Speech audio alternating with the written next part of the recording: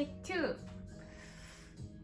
그러면 무슨 얘기를 하면 이 혈압도 내려가고 여러분과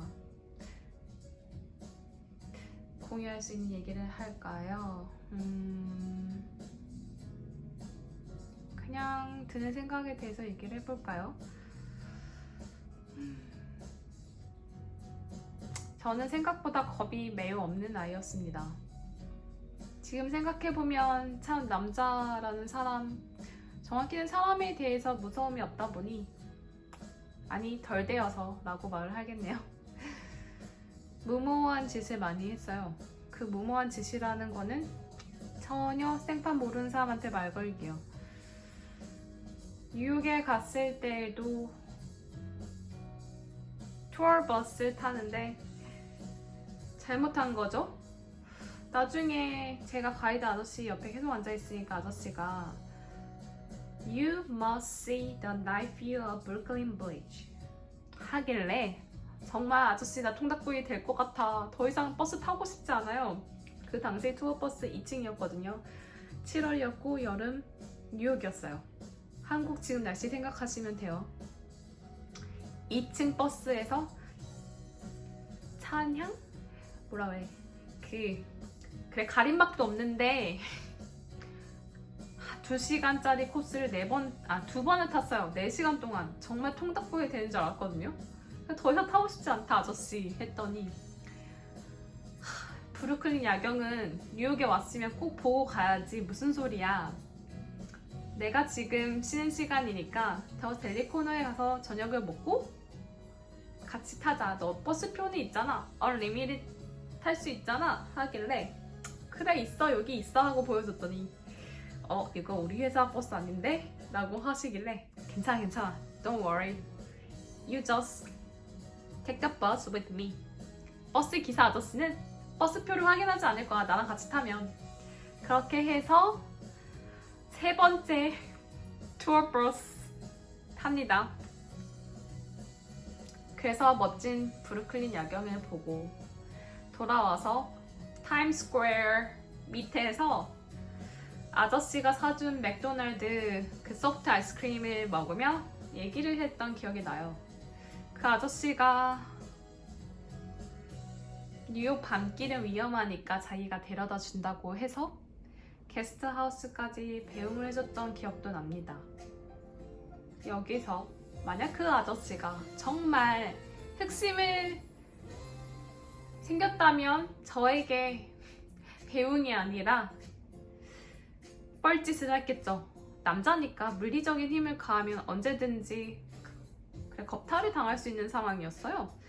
그렇지만 그 아저씨는 자기 전화번호와 이름과 이메일까지 적어준 메모를 주며 캐나다에 가게 되면 혹시 도움이 필요한 상황이 되면 내 연락처로 연락을 해라 라고 말을 해주죠.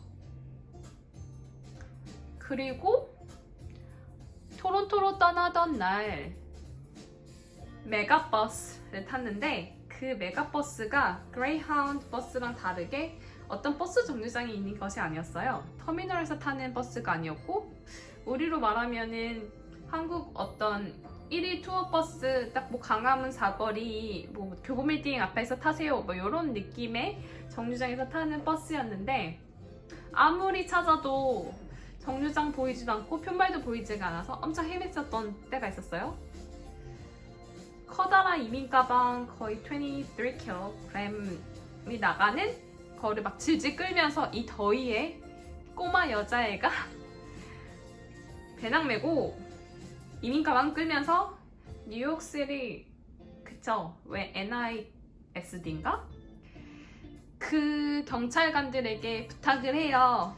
저기 죄송한데 제가 지금 길을 찾고 있는 중인데 이 이민 가방이 너무 무거워서 잠시 이 이민 가방 좀 맡아주실 수 있으세요? 당연히 까였죠. 지금 공무 수행 중이라서 이렇게 사적인 물품은 저희가 케어할 수 없습니다. 물론 이렇게 공손하게 말하진 않았고 이건 네 거니까 네가 알아서 해 약간 그런 느낌이었고 진짜는 다시 수다를 떨러 갔죠. 그래서 그때 메디슨가였나? 7번가였는데 그 밑에 있는 그 이민 가방을 질질 끌면서 그 그 건물 안에 있는 편의점으로 내려갔어요. 인도계 아저씨였는데 내가 물어봤죠. Do you know where is the mega bus stop? 그랬더니 저기 위에 너 잘 찾은 거 맞고 그 건물 옆에 코너에 버스 시간이 되면 사람들이 줄을 설 거야 해서 정말 그런가 하고선 다시 또 그 가방을 질질 끌고 올라갔더니 그 사이에 정말 줄이 생긴 거예요. 그리고 줄을 섰는데 그 앞에 있던 흑인 남성분에게 묻습니다. Is this the bus line? Is this the line to take the mega bus? Heading to Toronto? 토론토로 가는 메가버스 줄이 이건가요? 그랬더니 맞대요. 그래서 너무 반갑고 고마워서 감사합니다 하고 또 말을 붙여요. 그 분에게. 그러면서 이렇게 말을 해요. If you don't mind, can I take a seat next to you? 당신이 괜찮다면 제가 당신 옆자리에 앉아도 될까요? 그랬더니 Of course, sure. 너무나 흔쾌히 승낙을 해주셔서 같이 나란히 앉아서 12시간이 걸리는 버스를 타고 토론토에 가게 됩니다. 하지만 여기서도 끝나지가 않죠. 저의 자충우돌. 어떤 일이 발생하였느냐. 진짜 그 버스가 원래 새벽 5시에 떨어지는 버스였는데 연착이 돼서 거의 오전 7시 넘어서 거의 8시가 다 돼서 도착을 했어요. 제가 유학원을 통해서 픽업 요청을 했었는데 시간이 3시간이나 딜레이 되다 보니까 아니나 다를까 버스 터미널에 저를 데리러 온 유학원 픽업 사람이 없는 거죠. 그 당시 남편과 저는 스카이프를 하고 있었고 남편이 그때 인터넷 전화 정액제를 들어서 스카이프를 쓸 수 있는 상황이었는데 그 아저씨가 제 사정을 듣더니 픽업하는 사람이 안 나왔다. 어떡하냐 했더니 근데 내가 스카이프는 있는데 그 아저씨도 저도 캐나다에서 쓸 수 있는 핸드폰은 없는 상황이었어요. 그 아저씨의 백그라운드 잠시 말씀드리면 뉴욕에서 살고 있었던 캐나다 출신, 그러니까 캐나다인이죠. 그래서 본인도 뉴욕에서 살았기 때문에 뉴욕 핸드폰은 있는데 캐나다 핸드폰은 아직 없다. 어떡하지? 하다가 제가 이제 스카이프 인터넷 전화 계정이 있으니까 내 넷북으로 연결을 해서 와이파이만 되는 곳이 있으면 내가 홈스테이 맘한테 전화를 해보겠다고 했어요. 그랬더니 그러면 let's go to Starbucks. I will help you. 그래서 스타벅스에 가서 와이파이를 잡고 그리고 다행히도 그 당일날 홈스테이 아줌마가 딸아이가 있었는데 딸아이가 아픈 바람에 병가를 내고 집에 계셨던 거예요. 제가 전화를 했더니 지금 유학원 픽업하는 아저씨가 오지 않았고 버스가 연착이 돼서 저는 버스 터미널에 도착을 했는데 갈 수가 없다. 그랬더니 아줌마가 걱정 말라며 I will be right there. 기다리라고 하더라고요. 그리고 그 청년은 그 흑인 착한 아저씨는 그 아줌마가 올 때까지 저랑 같이 기다려줬고요. 그래서 무사히 토론토에 있는 홈스테이 아줌마 집에 도착했다는 스토리입니다. 여기서도 그 아저씨가 저에게 흑심을 품었다면 솔직히 캐나다에 연고도 없고 전화기도 없는 애 어떻게 해보려고 하면 해볼 수 있지 않았을까요? 그렇지만 아무 일도 벌어지지 않았고 또 착한 사람을 만나 토론토 그렇게 시작이 되었죠. 토론토에 가서 캐나다 워킹 홀리데이 책 박지영 씨가 쓴 책이 있는데 그 사람이 만든 블로그가 있었어요. 그 당시 싸이월드 블로그였던 걸로 기억해요. 거기에 맨날 글을 쓰는 한국 남자애가 있었는데 캐나다 가기 전에 이것저것 정보를 얻느라고 그 남자애랑 컨택을 하게 돼요. 그래서 걔가 제가 왔던 그 다음 날이었나? 아직도 기억나요. 제 방이 그 캐나다 일반 집 약간 반지하 방이어서 이제 제가 주소를 알려줬더니 찾아온 거예요. 그러면서 누가 똑똑똑 두드려요. 창문을 이렇게 들여다보면서 반지하 방이었으니까. 그래서 그 친구가 셀다운을 다 도와줬어요. 걔도 남자였는데 지금 생각해보면 그 친구도 뭐 어떻게 한번 해보려고 했으면 할 수도 있었고 제가 2주 동안 빅토리아 여행도 갔다 왔는데 그 친구한테 이민 가방을 맡겼었어요. 그래서 돌아오는 날에 하루가 뜨는 거예요. 다른 홈스테이가 마음에 안 들어서 한 달을 살고 2주 동안 여행 갔다 와서 다음 룸렌트로 가야 되는데 하룻밤이 뜨는 거죠. 그래서 이걸 어떻게 해야 하냐 했더니 자기가 흔쾌히 짐도 맡겨주겠다고 하고 하룻밤 그냥 우리 집에서 자고 가 그랬어요. 근데 그때 당시에 그 남자애랑 자기 또 다른 남자 사람이 살고 있었던 아파트였어요. 한마디로 한국 남자 2명이 살고 있는 집이었는데 그때도 아무런 의심 없이 빅토리아에서 돌아와서 그 남자의 집에 가서 잤죠. 근데 그 남자애가 너무나 당연하게 너가 내 방에서 자, 나는 친구랑 같이 거실에서 자면 돼 하고서 저에게 아무런 짓도 하지 않았어요. 이때도 솔직히 남자 2명이었고 저 혼자 여자였는데 어떻게 할 생각이었으면 또 겁탈이 당할 수도 있었는데 다행히 그러지 않았죠. 다시 뉴욕을 다시 돌아갈게요. 원래는 뉴욕 여행은 예정이 있던 여행이 아니었어요. 제가 5개월 동안 제 대학교 자매를 맺은 그 학교에서 5개월 동안 연수를 하고 2주 정도 시간이 있었어요. I-20가 만료되기까지. Excuse me. 그랬는데 그래서 원래는 1주만 캘리포니아 여행을 하고 바로 토론토로 갈 예정이었어요. 근데 그 당시 사촌 오빠가 뉴욕에 살고 있었고 저한테 토론토랑 뉴욕은 매우 가까우니까 토론토 넘어가기 전에 뉴욕을 잠시 들려라. 내가 뉴욕 투어는 해주겠다. 우리 집에서 머물러라 해서 그래 그러자 하고서는 뉴욕 여행은 전혀 계획을 세우지 않고 비행기 표만 캘리포니아에서 뉴욕 가는 비행기 표만 샀어요. 근데 캘리포니아 여행 도중에 오빠한테 연락이 왔고 갑자기 집안에 사정이 생겨서 오빠가 이사를 가야 된다는 거예요. 그 다음날. 그래서 저는 멘붕 상태가 됐죠. 아무튼 그래서 뉴욕에 가서 오빠 집에서 하룻밤을 자고 물론 오빠가 뉴저지에서 맨하튼 나이트뷰를 보여주긴 했어요. 멋있었고 짜장면집 데려가서 짜장면도 먹었던 기억이 나요. 그 다음날 아침에 오빠는 가족이 있는 곳으로 이주를 해야 했기 때문에 저를 한국인 게스트 하우스에 내려주고 가요. 근데 딱 그 집에 들어가니까 아무도 없었어요. 너무 슬펐죠? 그냥 나는 뉴욕에 있는데 낙동강 오리알이 된 거예요. 어떤 계획도 아무것도 세우지 않았는데 나는 여기서 뭘 하고 있나 하면서 남자친구 그 당시 남편이었던 사람에게 스카이프를 걸면서 막 이런 상황이다 하면서 그냥 슬퍼서 그냥 진짜 방에만 콕 박혀 있었는데 그 날이었는지 그 다음 날이었는지 갑자기 누가 들어와요. 숙소 주인한테는 받은 연락이 없는데 남자 2명이 들어옵니다. 한국 남자 2명이었고 알고 보니까 고대 경영대학원에 다니는 2 오빠가 뉴욕대 그 교환 학생처럼 왔던 거였어요. 진짜 그 오빠들은 3번 슬리퍼 끌고 다니면서 뉴욕 그 한인타운을 막 다 돌아다니는 정말 레알 그냥 뉴요커 아닌 뉴요커?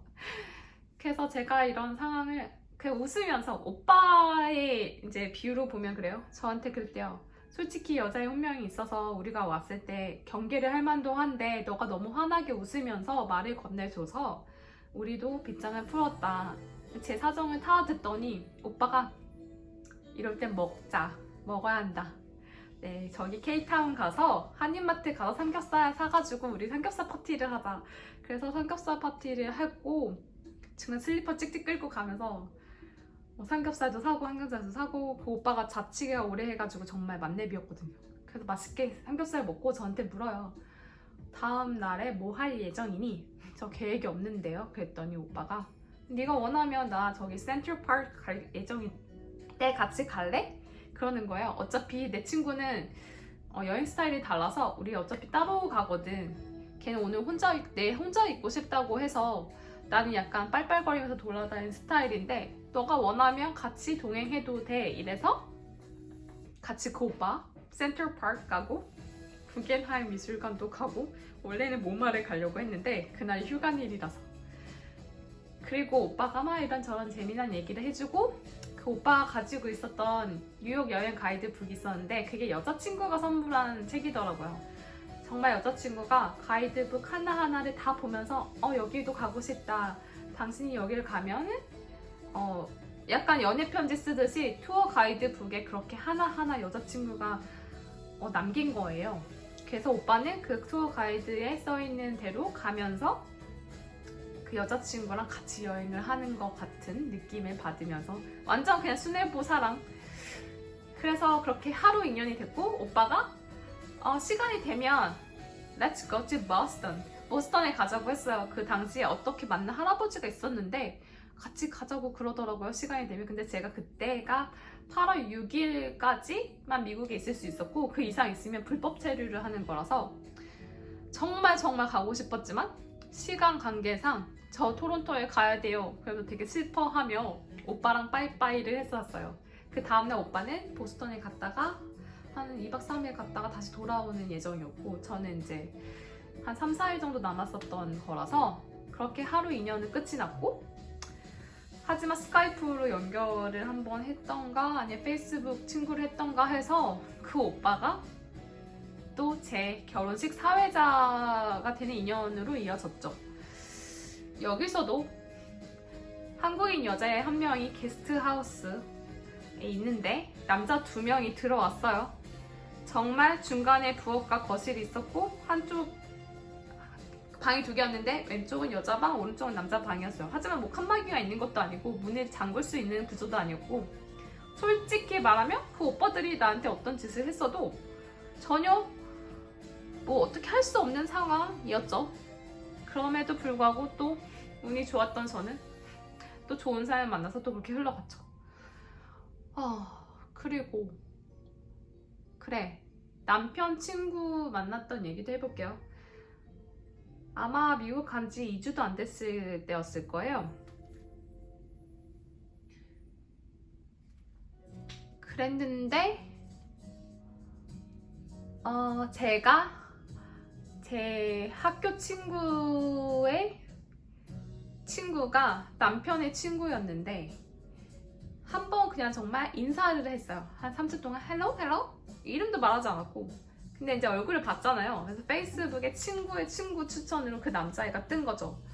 그래서 제가 친구 요청을 하고 채팅을 하기 시작했어요. 그리고 얘가 너 한국에서 왔니? 그러면 나도 내 친구들 불러서 나갈 테니까 너도 불러서 나올래? 같이 놀자! 이래서 같이 놀게 됐고 그게 아마 미국 온 지 한 2주 안 됐을 때였고 그리고 그렇게 놀다가 만난 사람 중에 한 명이 남편이었고 지금의 남편. 그러니까 지금도 생각해보면 그래요. 솔직히 말하면 내가 걔를 뭘 믿고 그렇게 들이댔나 싶은 거죠. 그리고 아마 한 달이 안 됐을 때 시점에 그 학교에서 커뮤니티 센터를 데려가요. 거기에서 이제 미국 남자 헌터를 만나게 되는데 다른 애들은 그냥 조금 말 좀 섞은 정도 그냥 다 쭈뼛쭈뼛 하고 있어요. 남자애 포함해서. 근데 저는 너무 영어를 배우고 싶은 거죠. 영어를 배우면 어떻게 해야 된다? 현지인을 사귀어야 된다. 그걸 너무 많이 들어서 이게 어떻게 어떤 기회인데 저 남자애를 친구로 만들어야겠다. 그래서 계속 말을 시키다가 마지막에 용기를 내서 If you don't mind, can you give me your phone number? 전화번호 줄 수 있냐고 해서 전화번호를 땄어요. 그리고 연락을 해서 걔가 이제 자기가 다니고 있던 대학교 투어를 해줬고 알고 보니 공대생, 우리로 말하면 컴공생이었어요. 그리고 몇 번 만나서 친구들이랑 같이 보드게임도 하고 뭐 우리 홈스테이 할머니 집에 놀러와서 방방도 뛰고 지금 이것도 약간 좀 그 옆집이 잠시 비어 있었어요. 약간 그러니까 집이 팔리려고 해가지고 빈집이었는데 거기에 우리로 말하면 방방이 있었거든요. 그래서 진짜 그때는 어떤 생각이었는지 모르겠어요. 그냥 놀고 싶은 마음에 그냥 그 집에 들어가서 방방 뛰고 놀고 그리고 이제 막 그랬는데 그 나중에 또 제가 연락을 했더니 얘가 나랑 이 남자애가 제가 단 둘이서만 만나고 싶어 하는 줄 알고 걔가 어쨌든 뭐 걔 입장에서는 제가 치근덕 거렸겠죠. 계속 연락을 해서 만나자고 하니까. 하지만 저 영어를 배우려고 계속 연락을 했던 거였는데 한번 이렇게 딱 단호박으로 선을 긋더라고요. Sorry, I'm not interested in you. I want to be your friend. 한마디로 친구 사이로 남았으면 좋겠다. 너가 나한테 관심이 있는 것 같은데 이성으로 나는 너에게 관심이 없다 이러면서 딱 단호박을 긋길래 아니 나는 너랑 단둘이 만나자는 얘기가 아니었고 저번처럼 우리 친구들 다 모여서 같이 놀자는 얘기였다. 근데 너가 그렇게 생각했다면 미안하다 하면서 점점 그냥 스르륵 멀어졌죠. 근데 여기서도 생판 모르는 남자애한테 한국도 아니고 미국 애한테 전화번호를 그것도 여자애가 달라고 했다는 것 자체가 당돌하면서도 겁이 없었던 거죠. 그리고 다행히 그 남자애가 좋은 남자애여서 오히려 선을 그어줬죠. 나는 너에게 관심이 없으니 우리는 친구, 그 이상 사이도 하지 말자. 그리고 또 한 얘가 있는데 진짜 많네요, 말을 하다 보니. 캘리포니아 여행 갔을 때 베니스 비치인가 산타바바라 비치인가에 간 적이 있어요. 버스를 타고 그것도. 지금 생각해보면 렌터를 안 하고 캘리포니아 여행을 했다는 것 자체가 놀랍습니다.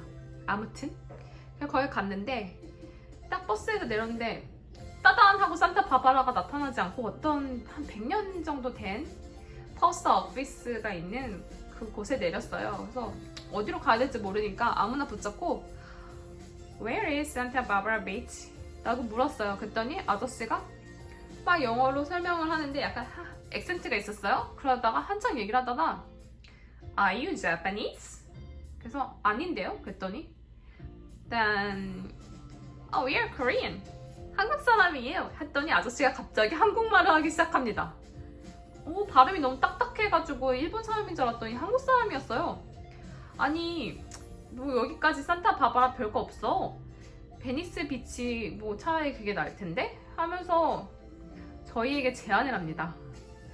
당신들이 원하면 내가 일이 좀 일찍 끝날 것 같은데 점심을 사라. 그러면 내가 저기 해안 드라이브 해줄게. 그렇게 제안을 하시는 거예요.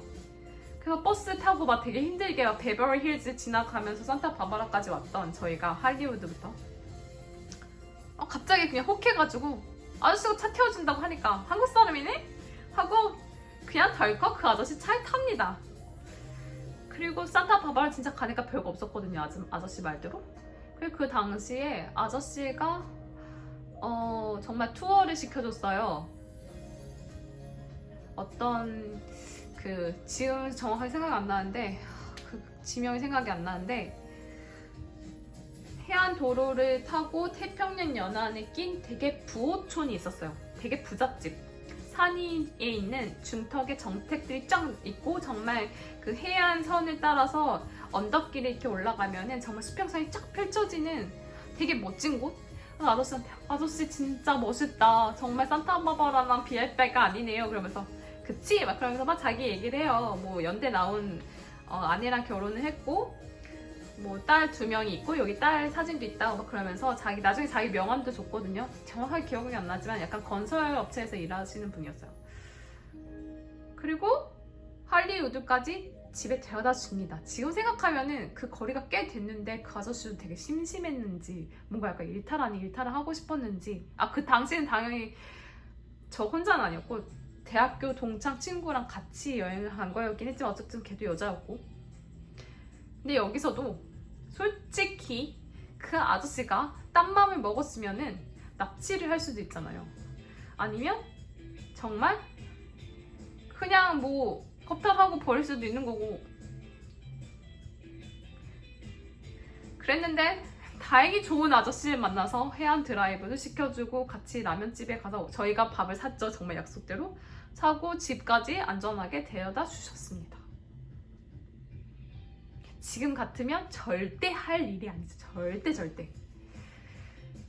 이 얘기를 다 들은 지인이 너는 정말 겁대가리가 없다고 하더군요. 한국에 왔을 때도 2011년 혼자 내일로 여행을 간 적이 있어요. 그때도 약간 똘기가 발동을 해가지고 대학생 남자 2명이 여행을 온 거를 보고 그냥 진짜 그냥 지나가는 길이었는데 그냥 내가 말을 시켰어요. 그냥 말동무가 필요해서. 근데 다행히 걔네가 이상하게 날 쳐다봤죠. 왜 갑자기 나한테 말을 시키지? 그것도 전혀 모르는 여자인데? 하면서 그냥 갔는데 지금 생각해보면 어쨌든 전 여자 혼자였고 거긴 남자 2명이었잖아요. 어떻게 하려고 했으면 또 할 수 있었겠죠? 근데 아무 일도 없었죠. 그러니까 계속 이렇게 이제 위험 상황? 한마디로 나쁜 남자한테 걸렸으면 100% 당했을 텐데 한 번도 당한 적이 없는 거야. 단 한 번도. 그러다 보니까 계속 말을 걸고 다니죠. 그래요. 그나마 여자한테 말을 걸면 괜찮은데 남자한테도 막 이러고 다니니까 겉대가리가 없는 거 맞네요. 이 얘기를 하고 나니까 그 2010년 당시 어학연수 갔을 때 했던 여행 중이 진짜 자충우도 여행기였거든요. 정말 에피소드가 엄청 많아요. 그 얘기를 글로 풀어보는 것도 재밌겠다 라는 생각이 드네요. 머리 아픈 얘기도 아니고 가슴 아픈 얘기도 아니니까. 뭐 겁대가리 없는 달달 슈크림의 여행기 혹은 뭐 여담? 사담이라고 하면 되겠네요. 그럼 저는 이만 물러갈게요. 여러분 안녕. 오늘도 좋은 화요일 되세요. See you later.